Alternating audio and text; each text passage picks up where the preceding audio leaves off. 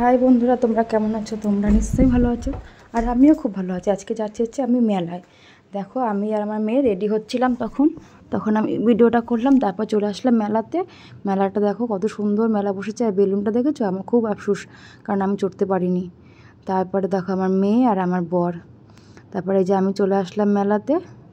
তারপরে দেখো এই তো কত লোক, কিন্তু আমাদের ছোট্ট মাঠে ছোট্ট মেলা, কিন্তু ভিড় হয় অনেক। একটু রাত্রির হলে কত ভিড় হয় জানো, বলে বোঝাতে পারবো না। ছোট্ট মাঠে ছোট্ট মেলা, কিন্তু খুব আমাদের বাড়ির পাশে আমাদের ক্লাবের মাঠে বসেছে মেলাটা। আমরা সবাই মিলে চলে এসেছি। দেখো কত লোক, দেখেছো? দেখো কত লোক মেলাতে। তারপর এটা দেখো কত সুন্দর, এখানে খাবার টাবার বসেছিল, এদিকে খেলনা বসেছিল। দেখো খেলনাগুলো আমার মেয়ের জন্য খেলনা কেনা হয়েছে, দেখাবো। এই আমার মেয়ে আমার বর চলে এসেছিলো। তারপরে দেখো আমার মেয়ে তো ওই লোকটাকে ধরে টানছিল, কি বলবো। তারপর আমি, আমার মেয়ে, আমার বর চলে গেলাম খেলনার দোকানে খেলনা কিনতে মেয়ের জন্য। তারপর কিছুই পছন্দ হচ্ছিলো না, কারণ হয়তো ছোটো। তারপর এই পুতুলটাতে টানছিল, তখন ভাবলাম মেয়েটা যখন ধরলো মেয়ে, তাহলে এটাই মেয়েকে কিনে দেওয়া হবে। তারপরে এটাই আমরা কিনে দিলাম ওকে। এটা কিনে দেওয়ার পর আর একটা খেলনা কিনে দিয়েছিলাম। আর মেয়ে তো খুব খুশি, মেয়ে তো ঘেমে স্নান হয়ে গেছে, এত গরম পড়েছে কি বলবো।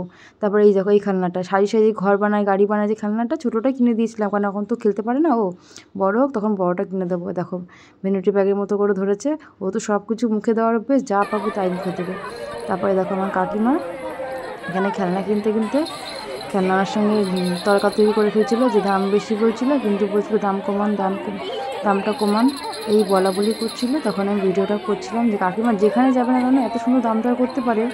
আমরা যে লোকে যা বলে তাই দাম দিয়ে কিনে নিই, কিন্তু কাকিমা দাম দর করে খুব ভালো কিনতে পারে। তারপর দেখো যে কাকিমার মেয়ে, আর এই দেখো লাস্ট পর্যন্ত আমি আমার মনের ইচ্ছাটা পূরণ করেই ছাড়লাম। আমি আমার বান্ধবী মিলে উঠে বসলাম বেলুনটার মধ্যে, কোনো দিনও চড়িয়ে, দেখো আমি নেমে গেলাম গড়িয়ে, এই আমার বান্ধবী নামলো।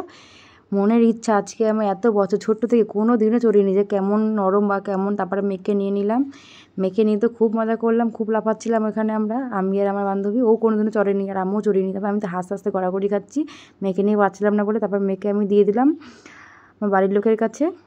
তারপর আবার উঠে চড়ে বসলাম। খুব মজা হচ্ছিলো বেলুনটার মধ্যে, কারণ না এটা যে চড়েনি তারাই বুঝবে যে এই মর্মটা কী, না চড়ার মর্মটা। তারপর মেয়েকে লাস্টে বসিয়ে দিলাম একা একা। ও বেচারি ভয় পাচ্ছিল, কোনো দিনও চড়েনি, জীবনে প্রথম। তারপরে দেখো এই যে, তারপর আমার শাশুড়ি, আমার ননদ, বাড়ির সবাই কিছু কিছু লোক আছে। টাটা।